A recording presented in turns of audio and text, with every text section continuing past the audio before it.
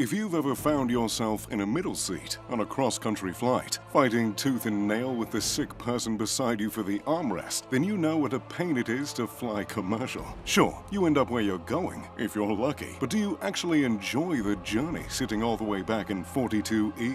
For some, flying is a luxurious experience. You can sail high above the clouds in a plush leather seat, making conference calls and whisking yourself off to an exotic destination, if you have a private jet, that is. A private jet is one of the first investments I truly made once I made a name for myself, and I can happily say I don't regret it. I haven't fought over an armrest or a bag of peanuts in years, but I can't deny there are a few drawbacks, a few very, very large financial drawbacks. Today, we're going to take a look at how much it truly costs to own a private jet. I'll even include how much it costs yearly to fly and maintain the private jet that I own. So, what exactly do you have to do to maintain a private jet once you buy the actual plane? Private jets aren't a one-and-done situation. You have to pay for every takeoff, every landing, every bag of peanuts and bottle of wine. There are ramp fees, where you have to pay whenever your plane has a layover. There are landing fees, which vary from $100 to $500, where you have to pay for every single landing your plane makes. There are also hangar fees, which cover the cost of parking your plane in a hangar. After all, if you've spent $100 million on your plane, chances are you're not going to want it sitting out in the rain. On average, hangar fees land around $81,000 per year. If you want your plane parked and ready to go at a hop-in airport like LAX, they charge up to $12,000 per month, adding up to a staggering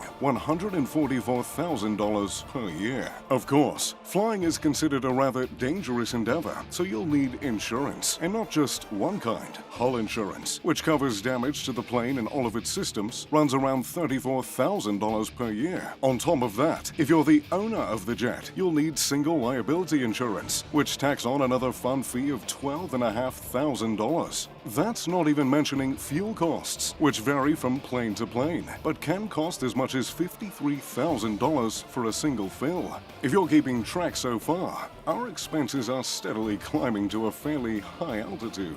Now sure, the plane is important, but unless you're a pilot, you're going to need a crew, and you're going to have to shell out quite a bit of money to keep them around. On average, you can expect to pay about $215,000 per year for a pilot, co-pilot, and 2 flight attendants. You have to pay overnight fees for your crew, which include lodging, transportation, and food.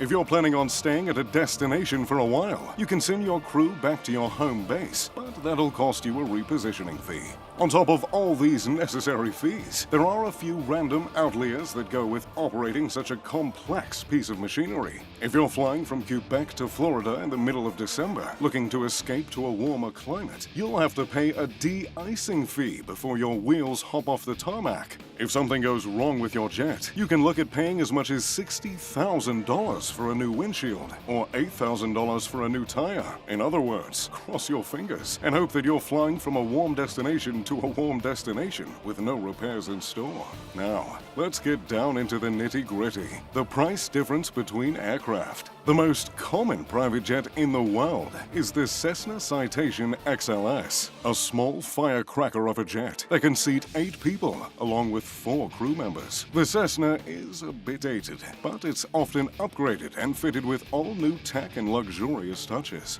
Buying an updated Cessna will cost you around $14 million. If you want to buy a 10-year-old basic model, it'll run you about $4 million. If you're flying around 200 hours per year, that's enough to jet from LA to London about 15 times. It'll cost you around $805,000 to maintain the plane. That rounds out to about $10.15 per mile. But maybe you want something a little nicer than an old Cessna Citation XLS. Maybe you want something luxurious, like the Gulfstream 650. I can't say enough about this plane, which is actually the one I decided to purchase years ago. This jet has a lounge area with a sofa and a flat-screen television that pops out of a credenza. The credenza also has an added bonus, a wine cabinet where chilled bubbly awaits. In my case, it's normally a nice white wine. There's also a dining room and a private stateroom where a couch folds out into a double-sized bed. For being 30,000 feet above the ground, the bed is fairly comfortable, and I've had my fair share of nights in the Mile High Club. I have many lovely memories on my Gulfstream 650, but that hasn't come without investing a fair share of my money into it. It costs about $1.6 million a year to operate the Gulfstream. To fly 200 hours per year, which is around my average, the fuel alone costs almost $500,000. When you factor in how much the plane costs to purchase in the first place, around $65.5 million, you're talking about a lot of money.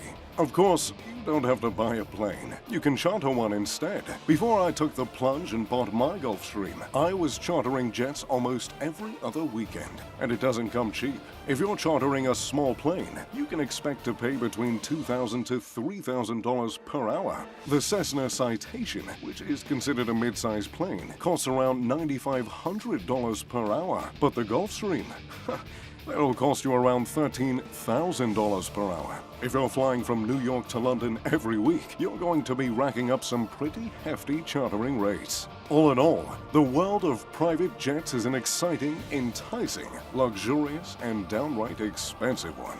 What do you think of the costs of owning and operating private jets? Would you prefer to buy or rent? Let me know in the comments down below. As always, thanks for watching. If you enjoyed the video, make sure to leave a like and subscribe. I'm Mr. Luxury. Pip pip, to doodly-doo.